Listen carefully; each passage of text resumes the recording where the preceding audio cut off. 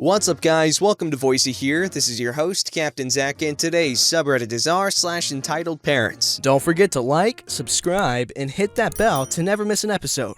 This story's called Entitled Mother Decides That She Makes the Rules. Drunk Bros Prove Her Wrong. This story happened a few years ago. For context, I met my girlfriend online and found out that while we did live in the same country, we unfortunately lived a minimum of 6 hours apart. Not the worst situation out there, but not exactly ideal either because of the regular travel and long hours. Us both being broke as hell, the only way we'd ever get to see each other is if one of us jumped on some sort of public transport and stomached the journey. But due to the aforementioned brokenness, we would often have to take a budget coach company, as while this did increase the amount of travel time substantially, it was sometimes upwards of 1/10 of the price of taking a train. If you've never taken public transport, I would not recommend it, as it seems to be a breeding ground for all sorts of strange, annoying, or invasive behavior. I also have a bunch of other stories because of this. This is further compounded by people ignoring polite etiquette all the time. I'm not sure what it's like in other countries, but in mine, England, everybody silently agrees that nobody wants to be on public transport, so everyone is usually happy to just leave each other alone in absolute silence. This goes doubly so if the transport is at night because people are trying to sleep. This story was, in fact, on a late night coach. So imagine the situation. People are tired, already uncomfortable, and just want to get where they want to go and not be bothered so things can go as smoothly as possible. Okay, context over. This is where our story begins, and thanks for sticking with me this far. Having just said goodbye to my girlfriend, I got on the coach after being stood waiting in the freezing winter cold for some time for the coach to arrive. About 30 minutes late, another quirk of budget travel. At this point, I was already tired, emotionally and physically drained, and just wanted to get settled in. So I did a quick scan of the seating situation, noticed that it was already pretty full, and flopped into the first empty pair of seats I could find. This company didn't do seat bookings, so it was a free-for-all, and I was quite happy I didn't have to sit next to anyone, at least for the first leg of my journey. I had been sat down for maybe a minute when a hand reached between the seats from behind me and tapped me on the shoulder. This, as you may have guessed, was my first encounter with entitled mom. Excuse me, what do you think you're doing? I really had no idea and just wanted to be left alone, so as politely as I could, I said, nothing? Why? That's a disabled seat, you know. I honestly hadn't noticed, but she was correct, and I am not disabled, so technically that could have been an issue if a disabled person did come aboard at some point. Oh, I hadn't noticed. Thanks for letting me know. That's right, you need to move. I was a little confused because not only was there no disabled person needing the seats, but it wasn't like she wanted them either. She was sitting with her kid in the seats behind, and they had clearly been on the coach for a while, with blankets and food and various other things out that people commonly use on long-distance travel all over them. So they were clearly comfortable. I guess I'll move if someone needs it.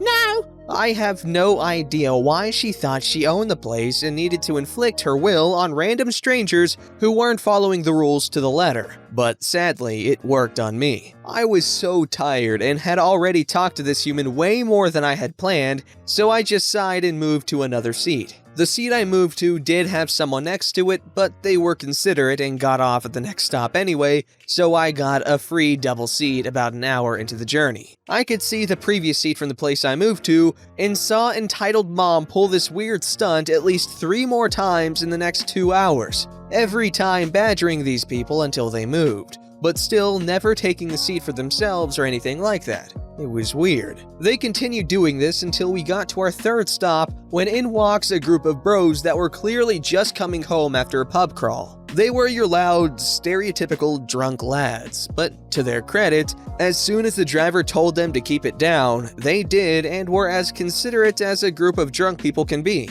They talked a lot, but never in raised voices. They continued drinking but never bothered anyone and even cleaned up when one of them spilled something, much to the mocking of the other drunk lads without being told to do so. The drunk lads, of course, went straight for the empty seats because they wanted to sit together, which of course angered the entitled mother for some reason. You people need to move. That's a disabled seat and you're the 7, mate. Nah, mate, we're good. We're pretty paralytic already, so that counts. For the record, the kid was not being disturbed at all and was already sound asleep and had been for some time. The drunk lads weren't being loud, so they were never going to wake her up. So it just seemed like entitled mother added the extra reason as an excuse to exercise her own agenda. You boys can't sit there, she said dismissively. The drunk lads, obviously objecting to her dismissive tone, completely ignored her from that point on, which she was clearly unhappy about. But there really wasn't anything she could do about it, except for continuing to complain, which she did a lot. She even tried to complain to the driver more than once, but he basically told her, in a voice that sounded like he didn't get paid enough for this, that if they aren't being loud, abusive, and aren't stopping a disabled person using the seats, they have every right to sit there. Fast forward a couple of hours now, and entitled mother had continued to complain to the drunken lads the entire time. We stopped so the driver could take a break and so everyone could get out and stretch their legs, etc. The drunken lads took full advantage of this to go out, grab a smoke, and generally reignite their rowdy attitude from the previous night for a few minutes before returning to being quiet and respectful on the coach. For some reason, this seemed to wind entitled mother up even more. Like the very concept of the drunk lads having fun now offended her. Her solution to this was to wake up her sleeping daughter, march her to the front of the coach where the doors are, lean out of the door, and shout at the drunken lads while pointing at her kid. How dare you act this way? Don't you know there's a child here? The drunken lads collectively told her to F off and carried on their business until the driver returned, where they put out their cigarettes and quietly got back on the bus, politely pushing past entitled mother and her now cranky kid. The kid must have only been 4, maybe 5, I'm not great at judging age, and as such had really no idea what was happening here. But now that she was awake, she was going to make sure that everyone knew it. I don't blame the kid at all for her behavior over the next hours, because entitled mother made no attempt to stop it, and on occasion, she'd encourage it. Entitled mother would tell her kid to run up to random people just to say hello and not leave until they said hello back. Yes, even if they were sleeping. The kid would talk extremely loudly, and entitled mother wouldn't tell her to keep quiet, but instead would bring her voice up to match her kid's. They would even randomly start singing and clapping to church songs out of nowhere ad nauseum. A personal favorite of theirs seemed to be, I've got the joy, joy, joy, joy down in my heart, down in my heart. over and over. This was annoying to me, and I wasn't even trying to sleep. I can only imagine what it was like for everyone else. This continued until one of the drunken lads decided it was time something was said with a ton of drunken confidence. Oh, excuse me. You need to move seats. You disturbed my bros. How dare you talk to me like that? She just went off on them for several minutes while they sat there full-on laughing in her face the entire time until one of the drunk lads interrupted her. Right, mace, that's not very helpful. What would Jesus say? If they were trying to hide their laughter before, they stopped trying, and all of them went into fits of laughter before all drunkenly starting to sing and clap. I've got the joy, joy, joy, joy down in my heart, down in my heart. At the entitled mother. Probably realizing she'd lost this one, entitled mother just sank into her seat and endured the mocking for the rest of my time on the coach, which was about an hour. They were clearly winding down and going to stop at one point, but when the kid joined in, they thought that was so funny that they just kept going. I got the feeling that they'd stop when the kid did, and in their drunken state, they were ready to commit. I got off the coach at my stop about an hour later and they were still going. Never mess with lads on a night out. They'll outdo you. You can't stop a drunk man with a goal, obviously unless that goal requires some semblance of coordination, but if not, if it just requires being obnoxious and fun, well, they'll do it. Also, sorry for my offensive accents, y'all. Y'all made me self-conscious. This story's called Entitled Mom Bullies Me While Shopping. This one just blew my mind and seriously ticked me off. This happened yesterday. I'll try to type any dialogue to the best of my recollection. I ended up at the grocery store because I realized there were a few necessities I forgot to stock in preparation for my family's self-isolation. Shopping was relatively easy. Though it was fairly busy, people wore masks and kept a wide berth from one another. When I got to the checkout section, I was satisfied because everyone kept about 6 feet between themselves and others in line. I stepped into line that only had one woman in it. Her purchases were already on the conveyor belt and she was standing down by the cashier about 6 feet in front of me. She had her empty cart behind her, so my shopping cart was pushed up against hers. Brilliant way to force distancing, by the way. Now, in American grocery stores, it's common that the aisle dividers at the end of the conveyor belt extend 3 to 5 feet, so the shops can stock the shelves with impulse items. Since it was at the end of the conveyor belt and the aisle dividers extended, I was essentially trapped. Enter entitled mother, her husband, and their 3-year-old daughter. Entitled mother and her husband step right up behind me. I could practically feel the husband's breath when he spoke. Entitled mother is holding her 3-year-old in her arms. I could reach out and touch them all without fully extending my arms. Whoa, can you please back up? The experts are recommending a distance of 6 feet during this pandemic. Entitled mother with seriously straight up bimbo attitude. Excuse you, I'm fine right where I am. Why, you think you're some sort of Disney princess that can get people to do what you want if you snap your fingers? Me flabbergasted. Please back up. You're entirely too close to me. I ain't sick, princess. Mind your expletive business. Can you please back up so that I can exit this line? You can have my spot. Entitled mother and her husband back up and allow me to pull my cart out of line. As I'm walking toward the next cashier, I hear entitled mother. Told you this works. Now, I got the impression that entitled mother intended to run me out of line because of the statement. It was something conspiratorial in delivery. I could be wrong, of course. Well, when I stepped up to another cashier's line, the cashier I just left began having some sort of system errors. All other lines were 3 or 4 people deep, so lucky me. Entitled mother and her family repeat the same behavior behind me. The entire family is once again within hugging distance. Or perhaps punching distance? Entitled mother smiles smugly. I'm ticked and it bled into my verbiage. You should be ashamed of yourself. You're risking your daughter's health, my health, to prove some point that is entirely lost to me. Do you need to establish dominance? Back up and let me leave this line. Shut the expletive up. My daughter isn't sick. I take care of my kid. Your daughter isn't sick yet. You keep playing these stupid games and you'll win stupid prizes. And your daughter may get a participation trophy. I'm moving past her and towards another line. I decide to get into line behind 2 individuals practicing distancing. Entitled mother steps up to the register and loudly begins to complain to the cashier. You need to kick that woman out of your store. She just told me that she hopes my daughter gets Modelo. Lady, I don't have the patience for you today. I saw what happened. You were out of line. End of discussion. The woman in line ahead of me starts laughing. I'm smiling like a vindicated idiot. Are you kidding me? You're out of line. I want to talk to your manager. Sure, no problem. When you leave, just call the store and we'll get him on the phone for you. No, I want to talk to him now. And I want a Hemsworth brother waiting naked in my bed when I get home. Neither of those things are happening. At this point, I've decided I wish I were a man because I am sort of in love with this cashier. He's definitely won me over. How dare you be so vulgar in front of my daughter? The same daughter that heard you tell another customer to shut the duck up?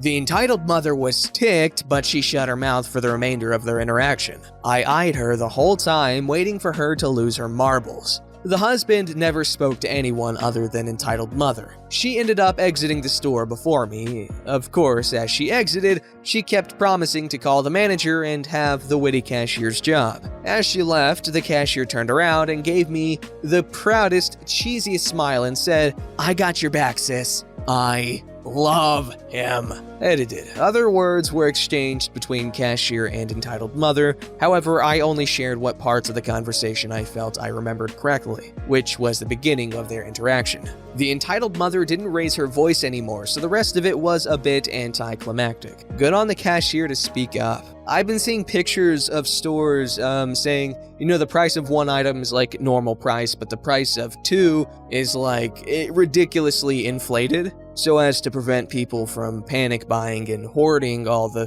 stuff that everybody needs, like, as the memes have been letting us all know, toilet paper, hand sanitizer, whatever, which is something to appreciate in this time of perceived scarcity, when in reality, it's not scarcity, it's just the demand is so ridiculously high that a lot of the stores are just not able to keep everything stocked, as everyone's just rapidly grabbing everything they can freaking see. Anyways, you gotta appreciate everyone's responsibility. We should all be careful. I was one of the people in the beginning that honestly wasn't too worried about it, but now I'm really seeing what damage it can do. Also, there are reports of like 5 to 10% of the quote-unquote recovered patients in Wuhan being reinfected, which we should definitely keep an eye on. They aren't entirely sure if it's contagious when they have it, but it's happening.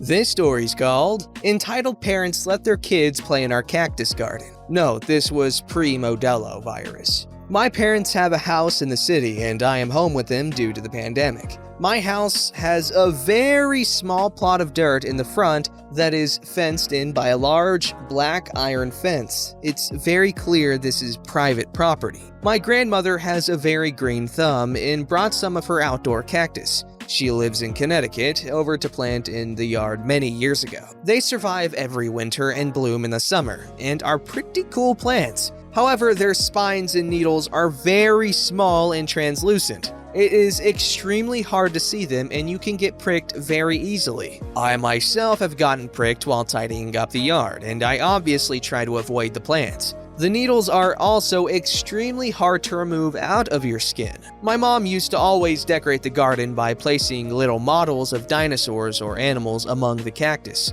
The kids around the neighborhood all loved it, and often when coming home, I would see some family with a young kid looking at the garden. It was cute, and my family had no issues. Until these entitled parents came along. My mom was in the house on a normal day when she heard some loud noises outside that weren't going away. So she looks outside and sees a group of parents with their kids. The parents are standing outside and around the iron fence, while the kids are in the yard, which is almost completely covered in cactus. They are playing with the toy dinosaurs and animals while sitting in the cactus. It's clear the parents assumed the cactus didn't have any needles because they aren't really visible to the human eye. You barely see the needles when they're in your skin. As mom is looking at them, the parents see her and get their kids out of the yard and leave. Those parents are not going to have fun pulling hundreds and hundreds of translucent, tiny, thin needles from their children's arms, legs, and asses. Edit. If you want to see what kind of cactus is in the yard, just Google images of eastern prickly pear cactuses. Edit 2. My parents took out all the dinos to avoid another incident. The parents luckily have not contacted us or attempted to engage in a lawsuit. Ew, that's just gross. I absolutely hate having something, and then someone thinks they're entitled to just screw around with it. Like, I'm a nice dude. If you ask, I most certainly will probably say yes, obviously without the cacti. But goodness, just because you see something cool doesn't mean you go and mess with it. And that goes for nature too, because often the cool looking stuff is what will kill you. Like, have you seen poison dart frogs? I want to put those suckers in my mouth so bad, but you know what? It'll kill me. Probably, I don't know. Don't forget to like, subscribe, and hit that bell to never miss an episode.